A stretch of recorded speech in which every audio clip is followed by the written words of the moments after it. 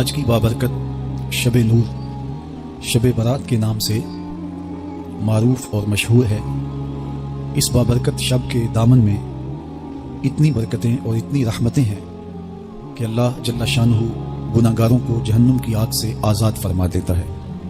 ام المومنین سیدہ طیبہ طاہرہ سیدہ عائشہ صدیقہ رضی اللہ تعالی عنہا فرماتی ہیں، ایک دن میں دیکھا کہ حضور میرے حجرہ میں نہیں ہیں، تو میں حضور کو تلاش کرنے نکلی۔ جنت البقیع میں آسمان کی طرف سر اٹھائے حضور اللہ سے التجائیں کر رہے تھے۔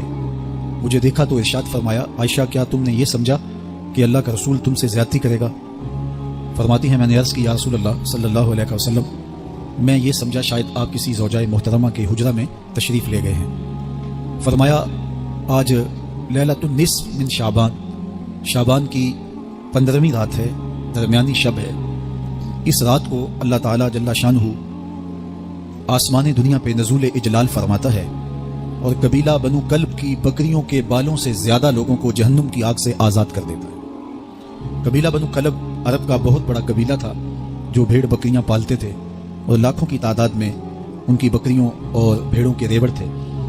تو اس قبیلے کی بکریوں کے بالوں سے بھی زیادہ گناہ گاروں کو جہنم کی آگ سے آزاد کر دیا جاتا ہے۔ تو یہ وہ بابرکت شب رحمت ہے، شب نور ہے،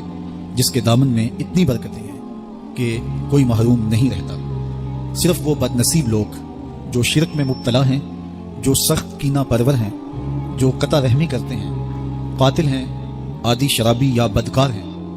انہیں اس مبارک رات میں محروم رکھا جاتا ہے، ورنہ اللہ کی رحمتوں کا عموم اس بابرکت راتوں میں اس قدر ہوتا ہے کہ کوئی گناہ گار جو اس کے حضور ہاتھ دعا کے لیے اٹھاتا ہے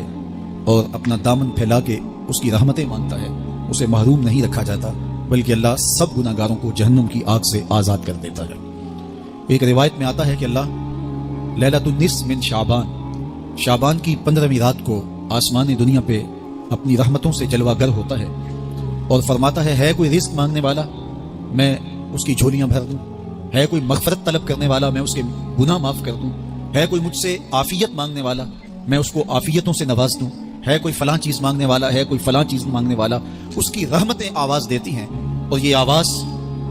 غروب آفتاب سے لے کر کے طلوع فجر تک مسلسل بندوں کو دی جاتی ہے، اور بندے اس کے حضور اگر دستے طلب دراز کریں، اپنی جھولی پھیلائیں، تو اللہ تعالیٰ ان کو ان کے مانگنے سے بھی زیادہ عطا فرماتا ہے۔